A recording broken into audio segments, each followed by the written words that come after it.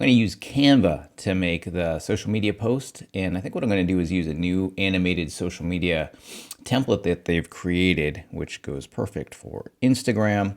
So I'm in Canva, and if you just click on that create design, you'll see there's an animated social media template, and it'll pull up the templates. I have one that I'm going to use that I kind of found here as I was sorting through these, and it's this one right here.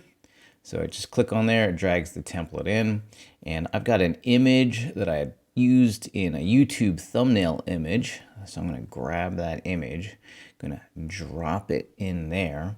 Got a lot of extra stuff that I don't really need for the post or for the graphic that I'm going to do.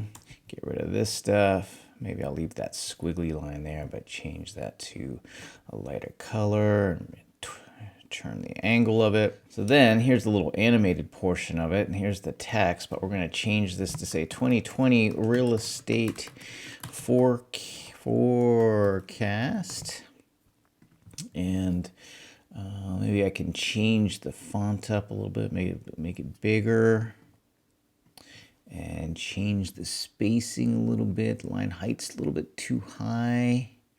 The letter's a little bit too far out. There we go.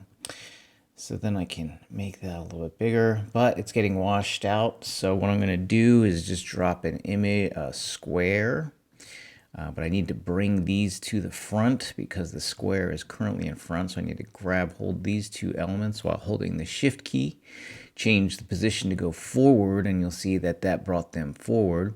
And then I can close this up, make that white, and I think that'll do the trick. Like so, and bring this back over. And then what I can do, now that's the graphic that I can use for my Facebook posts that I'm going to do. All I got to do is click on download video, and select that MP4 and then download it. It's going to download it